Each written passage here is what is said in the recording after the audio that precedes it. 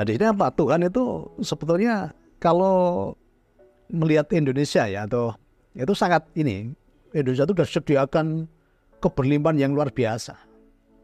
Ya, dari sumber daya alamnya sangat luar biasa. Ya, musimnya juga yang terbaik. Betul. Tapi kenapa tidak bisa maju ini? Karena kita masih berpikir tentang tadi framing-framing yang sempit.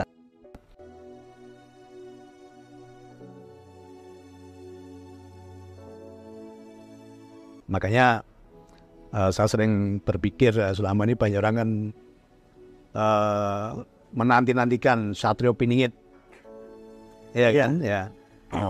Kalau saya melihat itu bisa bicara sosok itu juga mungkin ada benarnya, tapi kalau saya lebih melihat pada diri kita ini ya, sebenarnya Satria Piningit itu siapa ya? Kita ini Manusia Nusantara. Manusia Nusantara ini gitu. Artinya Satria Piningit itu apa? Satria yang terpenjara. Jadi Satria Piningit itu apa? Jiwa-jiwa kesatria yang masih terpenjara. Gitu loh. Terpenjara oleh ini peradaban-peradaban baru, ya, oleh budaya-budaya baru, sehingga sejatinya kita yang satria ini menjadi lemah gitu loh. Kita di satria ini sang juara menjadi pecundang. Makanya disebut Satrio Piningit, satria yang terpenjara tadi gitu. Dibebaskan, Pak. Ya, dibebaskan dengan kesadaran tadi. Ya, dengan kesadaran tadi.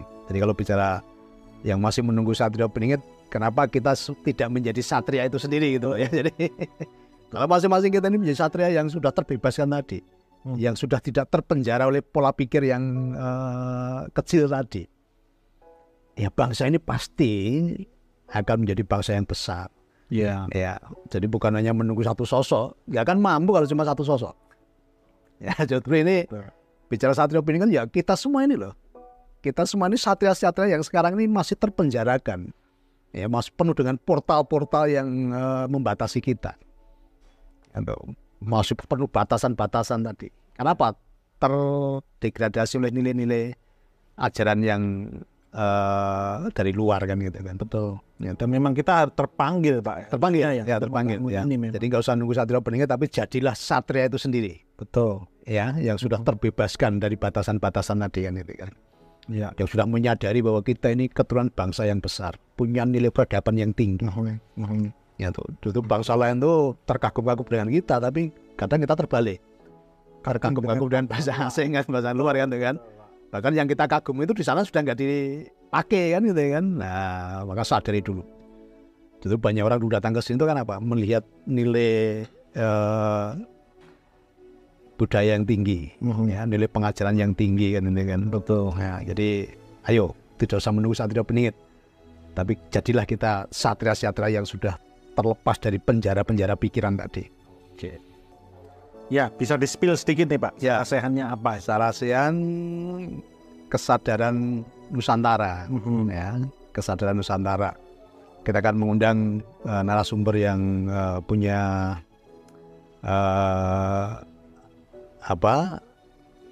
ahli di bidangnya ya. Oke.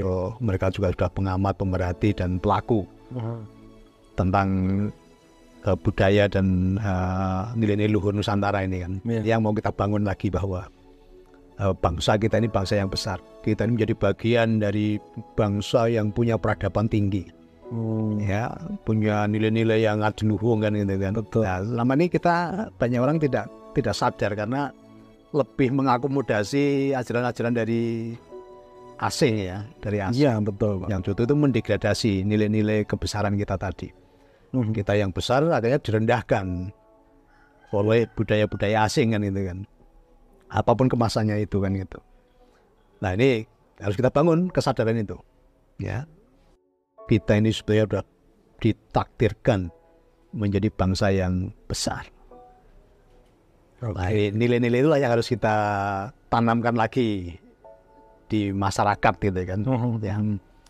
Kalau kita udah nilai sudah tertanamkan dan kita mewarisi tadi ya, energi leluhur yang dasar tadi, itu yang akan membawa kebaikan atas bangsa ini. Maka 2045 Indonesia Emas itu ya harus dibangun dulu kesadarannya. Dimulai dari sekarang ya, dimulai dari kita semua masing-masing nanti ya, menjadi pribadi-pribadi yang tersadarkan. Ini pelajaran buat kita semua Mas Broto ya.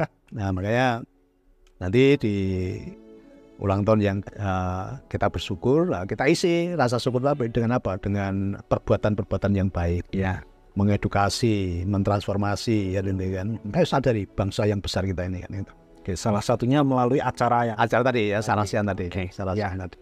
Nah, sekalian ini Pak Niko kan sudah melakukan beberapa kali perjalanan ke luar negeri. Ya. Apa yang Pak Niko lihat di sana dengan sebenarnya visi Pak Niko yang ingin juga membangun Nusantara? Bagaimana membandingkan apa yang sudah Pak Niko? Ya, contoh kemarin terakhir kita dari Dubai Mas Broto ya.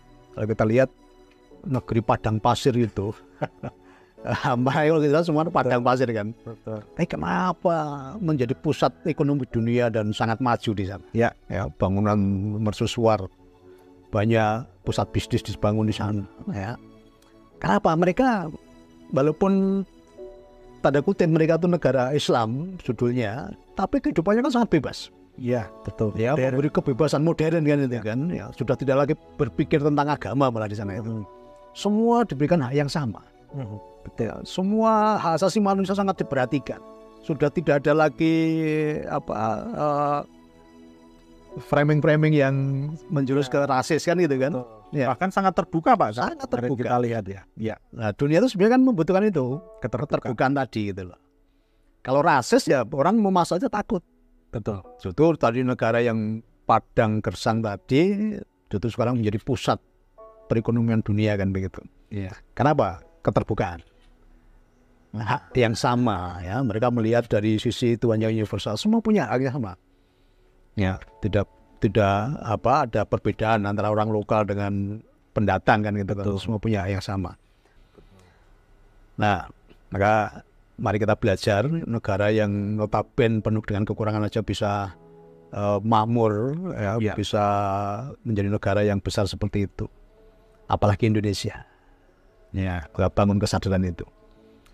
Kita lihat di sini tanaman apapun bisa tumbuh. Maka nanti kalau saya masih berpikir ketika ada orang yang mengeluh nanti ketemu saya cuma tasur ngitung pohon yang ada di kebunnya aja.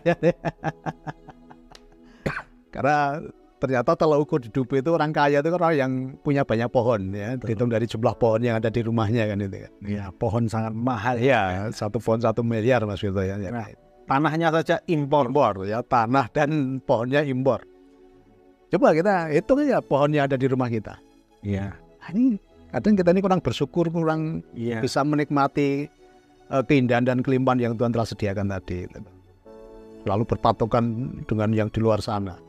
Kenapa kita tidak syukuri alam Nusantara yang kaya raya dan sangat indah? Nah, bicara tentang dua windu koperasi BLN. Koperasi BLN ini sebenarnya koperasi apa, Pak? Koperasi ya, kita bertransformasi ya. Dimulai dari pertama koperasi serba usaha. Ya, kita nyoba simpan pinjam juga tapi waktu itu gagal. Sekarang kita nggak ngambil simpan pinjam karena apa? Itu resiko paling besar di simpan pinjam. Karena orang ketika kita pinjami belum bisa ngelola uang dengan baik, akhirnya uang itu bukannya membawa kebermanfaatan, justru menjadi beban. Betul. Akhirnya orang nggak bisa mengembalikan, artinya hubungannya antara pengurus dengan anggota jadi renggang akhirnya. Iya, betul. Maka sekarang kita ajari, kita dampingi dulu, kita selesaikan dulu di spiritualnya dulu. Pondasi kehidupannya kita benarkan dulu. Oke. Kalau pondasinya ada benar, nanti bangunan ke atasnya pasti benar. Nah, selama ini banyak orang keburu-buru bangun bangunan di atasnya supaya segera kelihatan, tapi pondasinya rapuh. Betul, Pak. Nah, ini yang kita rubah. Jadi termasuk yang kenapa banyak orang terburu-buru supaya kelihatan nyaman, apa? Dia bangun bangunannya katanya supaya kelihatan segera megah. Tapi lupa bangun pondasinya ya. Lupa bangun pondasinya. Rapuh, kena angin sedikit pasti tumbang. Nah, ini yang kita rubah. Ya. Jadi ketika pondasinya kita bangun, ada angin ya, kita sudah teruji di masa pandemi, ada angin pun bangunan kita tetap berdiri kokoh. Meskipun tetap kena dampak, Pak. Tetap kena dampak, tapi tadi ya tidak sampai roboh lah kan itu. Ya. Jadi kita fokus aja karena koperasi tadi bicara apa untuk anggota kan, dari anggota untuk anggota oleh anggota. Iya. Ya selama anggota kita nyaman ya udah. Perkara cara ya itu caraku kan itu kan. Itu caraku, yang penting bagaimana dampak kepada anggota.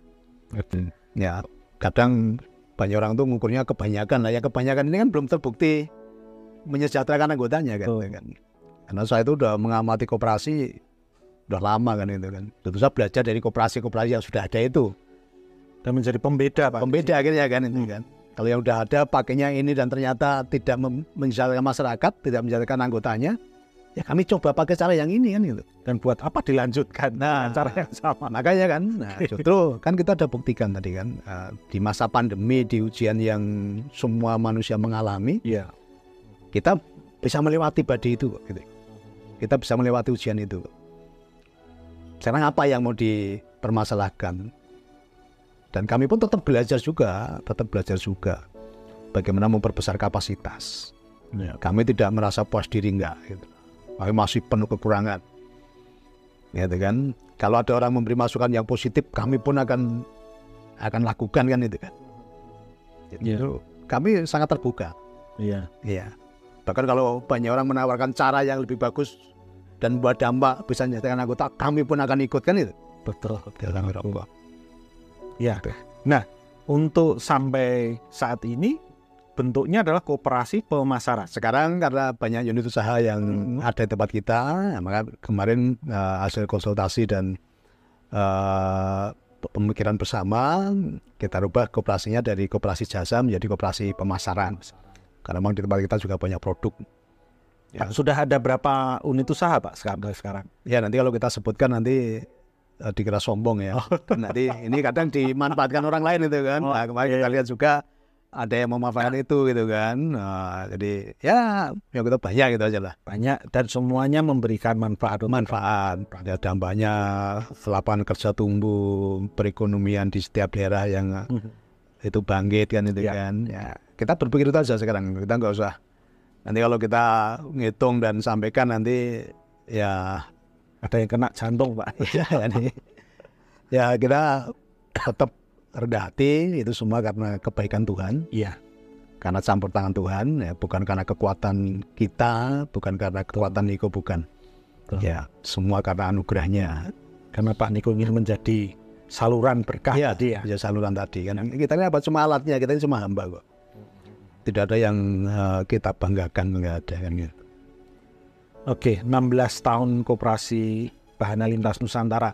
Apa yang menurut Pak Niko sudah dicapai sampai hari ini? Kalau pencapaian kadang gini Mas Wirto. Saya cuma melihat aja tingkat kesejahteraan yang meningkat di anggota aja kalau saya itu. Dan koperasi itu kan dari anggota untuk anggota oleh anggota. Betul. Ya selama anggota yang bersama kita sejahtera, selama anggota yang bersama kita nyaman ya sudah. Simpel itu, Pak. Simpel itu aja kan. Kan tujuan koperasi mensejahterakan anggota. Tapi selama ini kita melihat kan banyak koperasi yang anggotanya nggak sejahtera. Perkara caranya ya kita punya cara sendiri. Tidak usah diurusi caranya. Betul. Karena pakai cara mereka pun belum tentu berhasil kan gitu kan. Nah seringkali orang tuh memaksakan harus pakai caranya. Harus pakai cara yang standar. Selama ini yang standar kan nggak bisa membuktikan bahwa anggotanya sejahtera. Tentu saya mau belajar kalau memang ada koperasi yang anggotanya sejahtera, saya pun pengen belajar juga. Nah, gitu loh. Dan saya pun juga terbuka. Silakan kalau mau ngambil atau mau belajar dengan cara saya silakan gitu loh. Gitu kan. Jadi kita selalu open, terbuka sih gitu, terbuka. Ya. Nah, saya berusaha untuk bagaimana koperasi kita nanti bisa membawa dampak bagi masyarakat luas juga. Atau minimal koperasi kita bisa go internasional.